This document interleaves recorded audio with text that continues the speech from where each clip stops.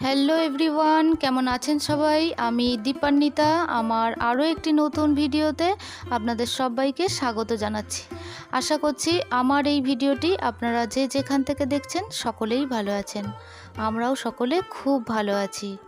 আর এই ভিডিওটি হলো অক্ষয় তৃতীয়ার ভিডিও। আপনারা অনেকেই দেখতে চেয়েছিলেন আমার শর্ট ভিডিওতে, আপনারা অনেকেই জানিয়েছেন। তার মধ্যে বনশ্রীর নামটা নেব।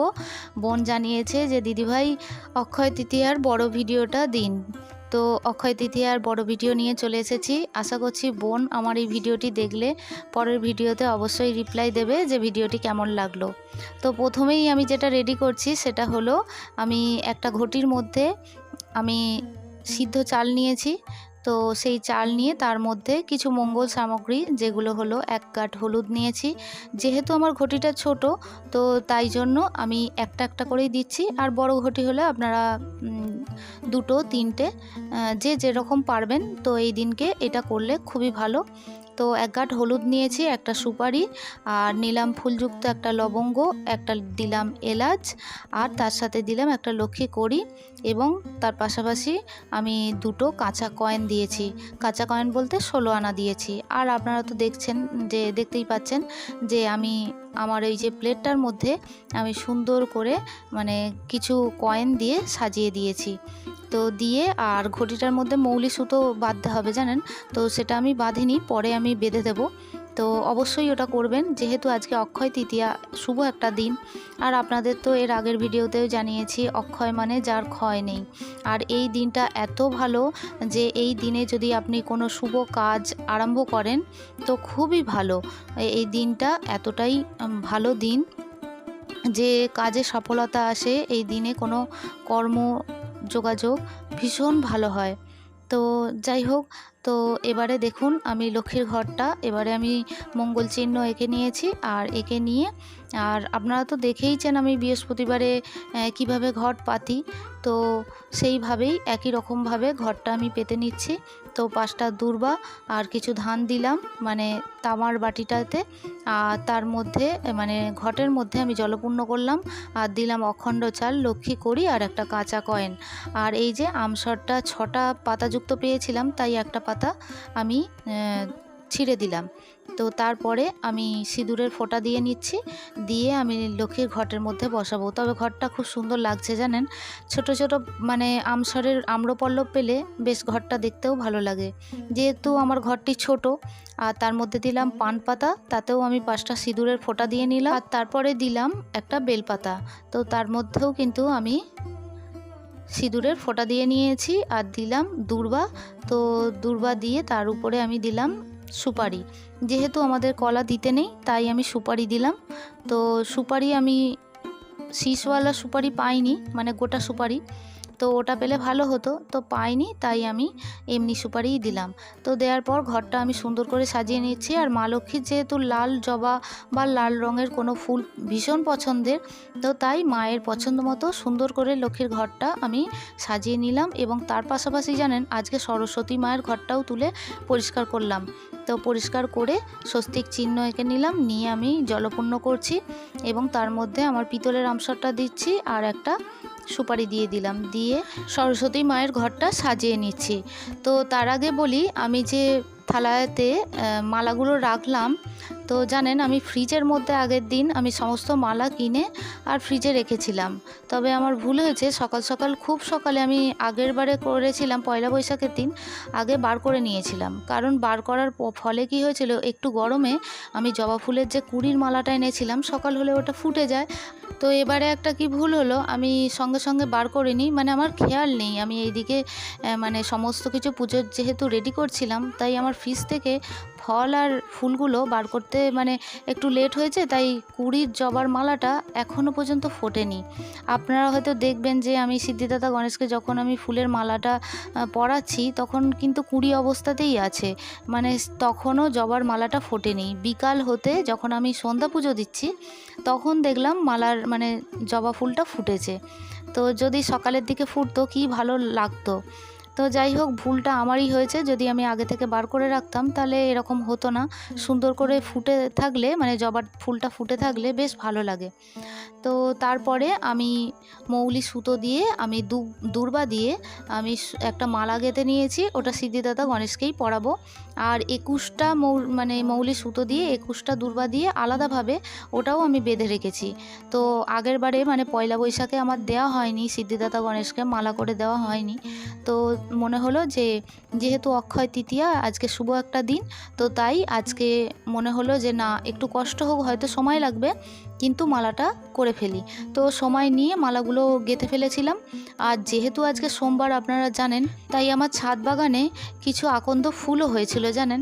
তো ছাদ বাগান থেকে আকন্দ ফুল তুলে নিয়ে এসে আমি আমার বাবা ভোলানাথের জন্য, মানে আমার ছোট্ট শিবলিঙ্গের জন্য আমি একটা মালা গেঁথে নিয়েছিলাম। যেহেতু আজকে অক্ষয় তৃতীয়া, তো আমার সিদ্ধিদাতা গণেশ এবং মা লক্ষ্মীর পুজোর পাশাপাশি যেহেতু সোমবার পড়েছে দিনটি, তাই আমার বাবা ভোলানাথকে আমি কি করে না সাজিয়ে পারি বলুন তো। তাই বাবা ভোলানাথের পুজোটা করব বলেও নিজে হাতে মালা গেঁথে নিয়েছি। তো যাই হোক, সম্পূর্ণটাই আমি সমস্ত কিছু রেডি করলাম। অনেকটা হয়তো সময় লেগেছে, তবে শরীরটা খুব একটা ভালো যাচ্ছে না জানেন। তো যাই হোক, শরীর ভালো না না থাকলেও মানে মনটা ভালো আছে, কারণ হচ্ছে পুজো করতে পারছি, পুজো করতে পারলে মনটা বেশ ভালো লাগে। তবে একটানা তো বসে থাকতে পারি না, বসে থাকলেই আমার কোমরে যন্ত্রণা হচ্ছে, মানে ব্যাক পেন হচ্ছে। তো যাই হোক, সমস্ত কিছু আমার রেডি হলো। এই দেখুন, এবারে আমি মৌলি সুতো দিয়ে আমি ঘরটা বেঁধে নিচ্ছি। আজকের দিনে এই কাজটি করতে পারলে, যেহেতু আমরা যখনই পুজো করি আমরা ঈশ্বরের কাছে চাই যে আমাদের কখনোই যেন অন্ন কষ্ট না হয়, সেই অন্ন কষ্ট যাতে না হয়। আর ওই ঘটির মধ্যে যে চালটা দিয়েছি, ওই চাল থেকে মানে ওই 3 মুঠো মতো, মানে অল্প অল্প করেই তুলে নিয়ে ওটা আপনাদের যে চালের ড্রাম থাকে, যেটা কিচেনে থাকে চালের ড্রাম, তার মধ্যে ওই চালটা তুলে রাখবেন। মানে 3 মুঠো যে চাল অল্প অল্প করে তুললেন ওই ঘটিটা থেকে, তো সেটা তুলে রাখবেন যাতে আমাদের অন্ন কষ্ট না হয়। তো এরপরে আমার মা লক্ষ্মীকে আমি মালা পরিয়ে নিচ্ছি এবং সমস্ত ঠাকুরকেই আস্তে আস্তে আমি মালা পরাতে থাকবো। তার ফাঁকে আমি একটা করে কমেন্ট পড়ব। তো প্রথমেই আমি কমেন্ট পড়ব আমার মিষ্টি একটি বোন পূর্ণিমা। তো পূর্ণিমা লিখেছ, দিদিভাই কেমন আছো? আমি পূর্ণিমা বলছি। এর আগের ভিডিওতে কমেন্ট করতে পারিনি, একটু ব্যস্ত ছিলাম, কিছু মনে করো না। আজকে পুজোটা খুব সুন্দর লাগলো, ভালো থেকো। আমি ভালো আছি গো। তো মোটামুটি আছি, ওই যে বললাম কোমরে একটু ব্যথা করছে।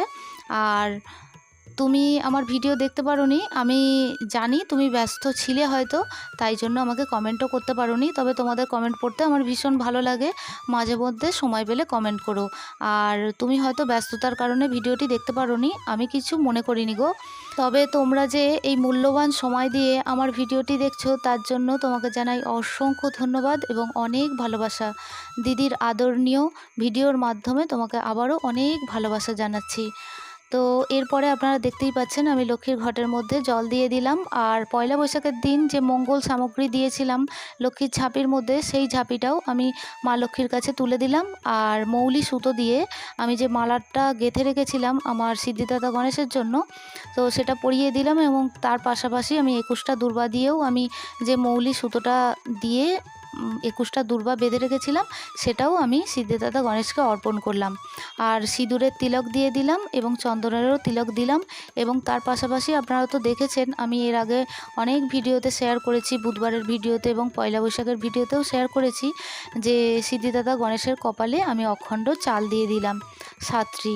তো এরপরে আমি বাবা ভোলানাথের পুজোটা করে নিচ্ছি। বাবা ভোলানাথকে আমি অষ্টগন্ধা চন্দন দিয়ে তিলক পরিয়ে দিচ্ছি এবং যে মালাটা আমি গেঁথে রেখেছিলাম, তো সেটাই বাবা ভোলানাথকে পরিয়ে দিয়েছি।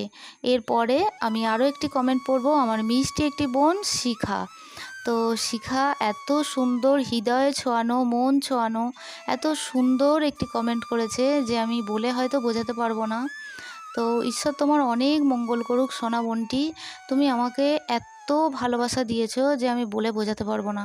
তো তোমার কমেন্টটি পড়ছি, পুজো খুব সুন্দর হয়েছে আর আজকে অনেকগুলো ভালো ভালো কথা বললে, খুব ভালো লাগলো। তবে একটা কথা বলছি তোমাকে, প্লিজ প্লিজ দয়া করে শরীরের প্রতি যত্ন নাও, খেয়াল রাখো। সকালে উঠে কিছু একটা খাবে, তারপর 9টা থেকে 9:30টার ভিতরে চেষ্টা করো টিফিনটা পেট ভরে খেও, তাতে কিছু প্রোটিন জাতীয় খাবার অবশ্যই থাকে যেন। এটা তুমিও খেও, তোমার পরিবারের জন্যও করো। যত্ন করো, নিজের শরীরের প্রতি একদম অবহেলা করবে না। তার সাথে তোমার পরিবার, তুমি জানো না অবহেলা করলে আমাদের শরীরের ভিতরে কখন কী যে ক্ষতি হবে ভাবা মুশকিল।